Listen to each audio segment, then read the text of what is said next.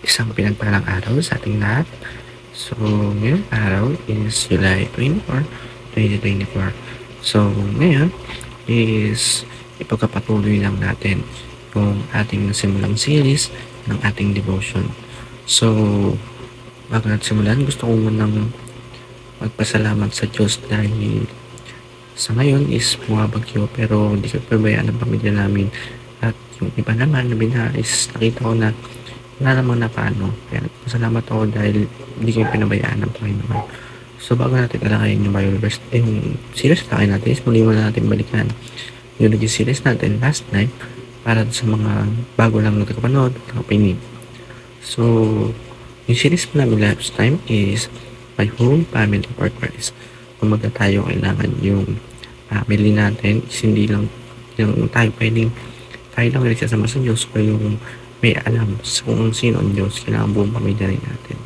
Kailangan natin sila na maligtas din at malaman ano nga ba ang tunay na tama at sa mali. So, yung series na kayo natin yung araw is Essential of the Historic Faith. So, yes, yung sa gaya ng buong pamilya is kailangan is masama natin sila.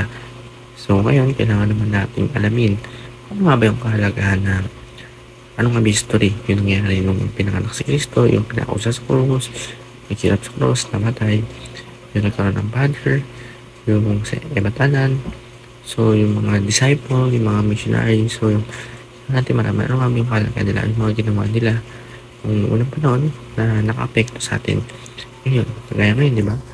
Bakit tayo may talakayan ngayon? Ano nga ba alam natin dahil dun sa mga pastor, bishop na nagtuturo sa atin, especially dun sa Word of God na nakalagay dun sa Biblia. So, yung Bible verse na talakayan natin yung araw ay 1 Corinthians chapter 5 verse 1 to 8. So, sabi dito, ngayon, mga kapatid, ipinaalala ko sa inyo ang magandang balita na ipinarangal sa inyo ang tinanggap ninyong pinandigan.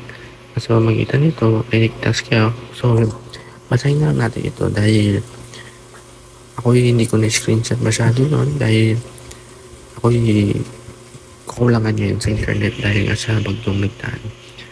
So, yun nga. Parang gamigit ang pamagitan niya ng gospel ay magbalita or magandang balita ng Diyos is alaman natin kung ano nga ba tama.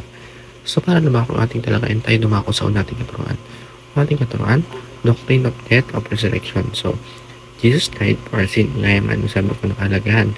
Namatay si Jesus dahil sa mga kasalanan natin. Tinumbos niya tayo, pinadala siya nung ama niya, na ating Diyos, yung isang anak niya na si Jesus Christ, para mamatay dahil sa mga kasalanan natin. Tinumbos niya tayo. Kahit na napakasalan natin is yung anak niya yung naghihirap dahil sa atin.